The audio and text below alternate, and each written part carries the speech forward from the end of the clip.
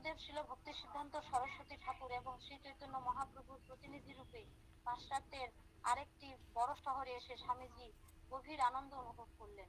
শ্রী চৈতন্য মহাপ্রভু বলেছেন, যত পশ্চিমে যাওয়া যায় মানুষ তত বেশি বিষয়ী হয়। কিন্তু তবুও শ্রী চৈতন্য মহাপ্রভু বলে গেছেন যে সমস্ত পৃথিবী জুড়ে কৃষ্ণ ভাবনার অমৃত প্রসারিত হবে। শ্রী চৈতন্য মহাপ্রভু যে বলেছেন, পৃথিবীতে আছে যত নগরাদি গ্রাম, সর্বত্র প্রচার হইবে মোর নাম, সেই সম্বন্ধে শ্রীল প্রভুপাদের অনেক গুরু ভ্রাতাই মনে করতেন যে সেটি সাংকেতিকভাবে গ্রহণ করতে হবে। তারা বলতেন, তা না হলে সারা পৃথিবী জুড়ে কৃষ্ণ ভাবনামৃত প্রচার হবে, সেটি কি করে সম্ভব?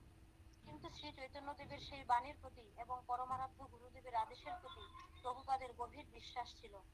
সুদৃঢ় পাশ্চাত্যে সান ফ্রান্সিসকো শহরে মানুষ ইতিমধ্যেই কীর্তন করতে শুরু করেছে। তারা গভীর উৎসাহের সঙ্গে ফুল নিয়ে কীর্তন করতে করতে তাকে তাকে স্বাগত জানাতে এসেছে। সমস্ত পৃথিবীতে এইরকম অনেক শহর নিশ্চয়ই রয়েছে। মুকুন্দ এবং তার বন্ধুরা হেইট অ্যাসবেরি অঞ্চলে ফ্রেডেরিক স্ট্রিটে একটি মন্দির প্রতিষ্ঠা করেছিল। নিউ ইয়র্কে 26 অ্যাভিনিউর মতো এটিও ছিল রাস্তার উপর একটি ছোট্ট দোকান ঘর। ডিসপ্লে উইন্ডোর উপরে লেখা ছিল শ্রী শ্রী রাধা কৃষ্ণ টেম্পল। মুকুন্দ এবং তার বন্ধুরা পাশে একটি বাড়িতে স্বামীজির জন্য 3 কামরাওয়ালা একটি অ্যাপার্টমেন্ট ভাড়া করেছিল। সেটি ছিল রাস্তার ঠিক উপরেই একটি ছোট্ট ফাঁকা জরাজীর্ণ অ্যাপার্টমেন্ট।